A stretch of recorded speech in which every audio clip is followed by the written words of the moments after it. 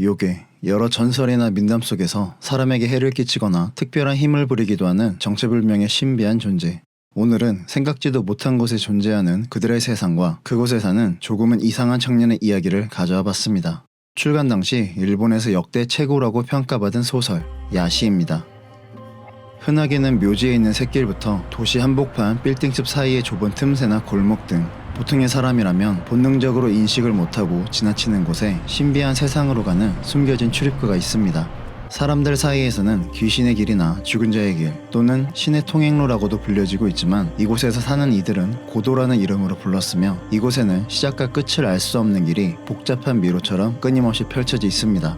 고도의 길을 걷다 보면 인간 세상이 바로 눈앞에 있는 것처럼 보이는 곳도 있지만 출입구가 아닌 이상 간섭이 불가능하고 이따금씩 나타나는 갈림길에서는 하나의 길을 선택해 들어서는 순간부터 다른 방향의 길로 돌아가는 것이 허락되지 않습니다.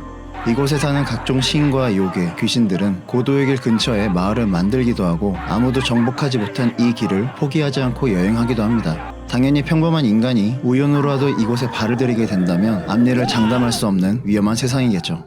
그런데 고도의 여행자들이 잠시 쉬어가는 어느 한 여관에 인간 여성과 한 아이가 버젓이 살고 있었습니다.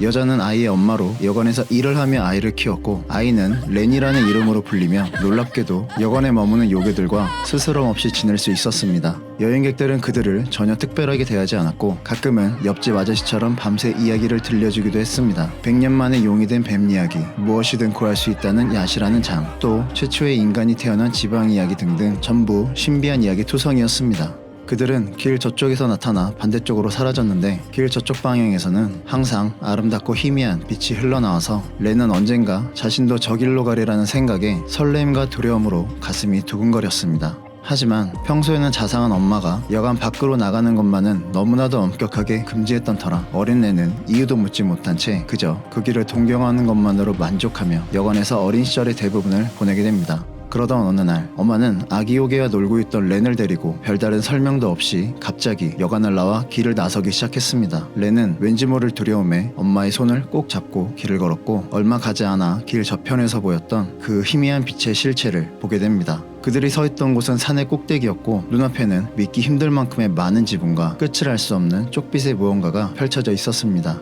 엄마는 그것을 바다라고 불렀고 저곳이 사람이 사는 세상이지만 렌은 절대 저곳으로 넘어갈 수 없다는 이상한 이야기를 해줬습니다. 왜 렌은 엄마와 똑같은 사람인데도 불구하고 바로 눈앞에 있는 인간 세상에 갈 수 없다는 걸까요? 엄마는 렌이 계속 이해할 수 없는 말들을 하며 산 밑으로 데려갔고 도착한 곳에는 고도의 특별한 길, 바로 그 갈림길이 있었습니다. 그곳에는 이미 엄마의 지인이라는 덩치 큰 남자가 마차와 함께 있었고 엄마는 렌에게 갑자기 이별을 고하며 내려왔던 길을 혼자 다시 올라가기 시작했습니다. 남자의 만류로 엄마를 붙잡을 수 없었던 렌은 마지막일지도 모르는 엄마의 뒷모습이 보이지 않을 때까지 지켜봤습니다. 이제 갈림길에서 갈라선 이상 엄마와 함께 살았던 그곳으로는 다시는 돌아갈 수가 없었기 때문입니다. 그 후 렌은 남자의 일을 도우며 여러 가지를 배웠고 시간이 지나 혼자서도 고도의 길을 걸을 수 있는 여행자가 되었는데 한 가지 이상한 건 그가 혼자가 된 이후에도 여관이 아닌 길에서 만난 요괴들조차 렌이 인간이라는 이유로 싫어하는 일은 없었다는 겁니다.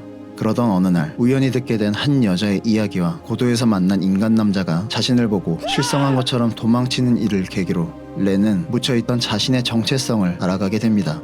과연 렌은 어떤 존재이기에 신과 요괴가 사는 이 신비하고도 이상한 세상에서조차 이런 특별한 삶을 살게 되었을까요? 왜 엄마는 어린 그를 떠나보냈고 인간 남자는 미친 듯이 도망쳤을까요? 소설은 렌이 고도에 들어온 두 명의 인간 아이들을 만나는 것으로부터 이야기를 풀어나가기 시작합니다. 개인적으로 야시는 책 초반부터 작가의 독특한 발상의 흐름이 끝까지 잘 이어져 탄탄한 스토리와 재미를 동시에 준 좋은 책이었습니다. 앞으로도 북시 채널은 소설이나 에세이를 읽으면서 상상했던 캐릭터를 구현해 한 편의 예고편처럼 소개해드릴 예정이니 관심 있으신 분들은 옆에 구독 버튼과 알림 설정하시면 새로운 예고편을 빠르게 시청하실 수 있으니 많은 참여 바랍니다. 지금까지 소설 야시였습니다.